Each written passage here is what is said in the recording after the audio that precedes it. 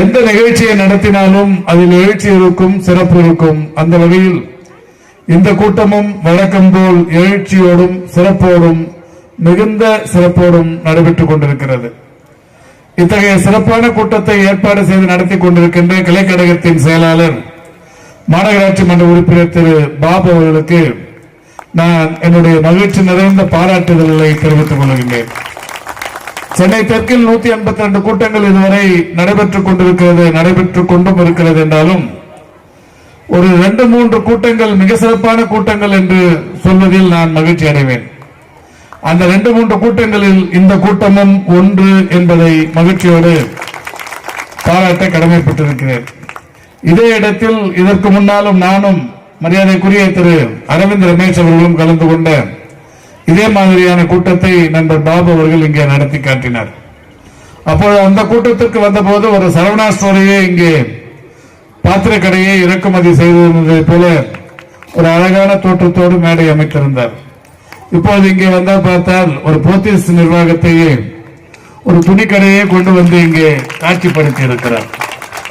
ஆக நண்பர் பாபு அவர்களால் மட்டுமே இந்த பள்ளிக்கரணையாக இருந்தாலும் வெள்ளடையான்பேட்டையாக இருந்தாலும் ஒரிஜினலா ரோடுக்குள்ள ஜெயச்சந்திராவையும் போத்தீஸையும் சரவணாவையும் கொண்டு வர முடியும் என்கிறதை தாண்டி பள்ளிக்கரணைக்கு உள்ள இருக்கிற உட்புற சாலைகளிலும் அந்த கடைகளை கொண்டு வர முடியும் என்பதை நிரூபித்து காட்டிக் கொண்டிருக்கிறார். அதற்காக நான் அவரை மனதார பாராட்டுகிறேன்.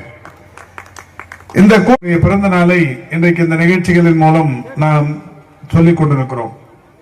உதயநிதி அவர்களுடைய பிறந்த நாள் விழாவை நடத்துவதன் நோக்கமே அரசின் திட்டங்களை மக்களுக்கு கொண்டு போய் சேர்ப்பதற்குத்தான்.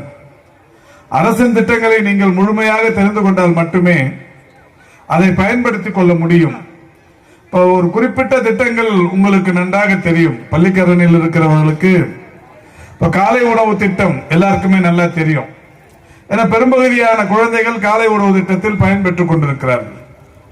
காலை உணவு திட்டம் வருவதற்கு முன்னால் தாய்மார்கள் எல்லாம் அதிகாலையில் எழுந்து குழந்தைகளுக்கு உணவு தயாரித்து அதை கொண்டு அந்த குழந்தைக்கு உணவு தயாரிப்பதை காட்டிலும் ஒரு கடுமையான விஷயம் அது அந்த குழந்தைக்கு ஊட்டுறது. அதிகாலையில குழந்தைக்கு சாப்பாடு திணிக்கிறது.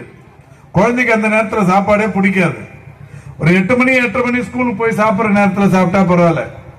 7 மணிக்கெல்லாம் நீங்க இங்க இருந்து வீட்டை விட்டு ஸ்கூலுக்கு தரத்தணும் போது குழந்தை வாயில திணிச்சு அந்த குழந்தைக்கு சாப்பாட்டை ரொம்ப வற்புறுத்தி சாப்பிட வச்சு அனுப்பணும். அது ஒரு பெரிய வேலை தாய்மார்களுக்கு. உணவு சமைப்பது, சமைத்த உணவை குழந்தைகளுக்கு கொடுத்து திணிப்பது, இந்த ரெண்டையும் முடிச்சு அதை ஸ்கூலுக்கு அனுப்புறதுக்குள்ள பெரும்பாடாயிரும். ஆனா இப்ப மாண்புமிகு தமிழ்நாட்டின் முதலமைச்சர் அவர்கள் 21 லட்சம் குழந்தைகளுக்கு தமிழ்நாட்டில் காலை உணவு திட்டத்தை கொண்டு வந்து மிக சிறப்பாக செயல்படுத்தி